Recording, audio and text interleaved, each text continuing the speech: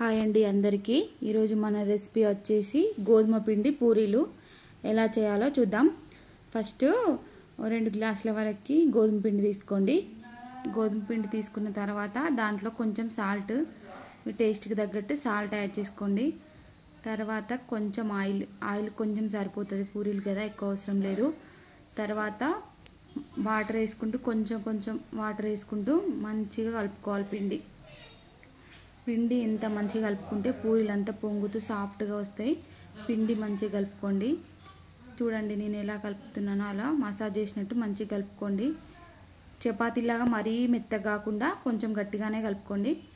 తర్వాత పొడి పిండి అయినా యాడ్ చేసుకోండి, లేకపోతే ఆయిల్ పెట్టైనా చేసుకోవచ్చు పూరీలు। ఇలా చేసుకోండి। చేసుకున్న తర్వాత ఒకదాని తర్వాత ఒకటి అలాగే చేసుకోండి। మీ సైజ్ మీకు ఎంత సైజ్ నచ్చితే అంత సైజు చేసుకోండి। అలాగే 2-3 చేసుకోండి।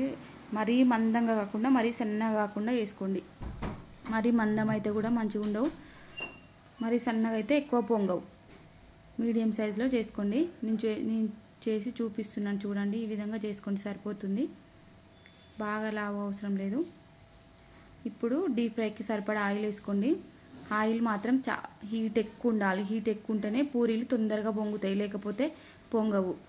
నేను చూడండి ఎలా కాలుస్తున్నానో, అది గరిట పెట్టి అలా అంటుంటే పైకి మంచిగా పొంగుతాయి పూరీలు। అలా కాల్చుకోండి సరిపోతుంది। ఆయిల్ మాత్రం హీట్ ఉండాలి, లేకపోతే పూరీలు పొంగవు। ఆయిల్ ఎక్కువ హీట్ ఉంటేనే మంచిగా పొంగుతాయి పూరీలు। ఇలానే 2-3 రెడీ చేసుకుందాం। అలానే చూడండి రెడీ చేసుకుందాం।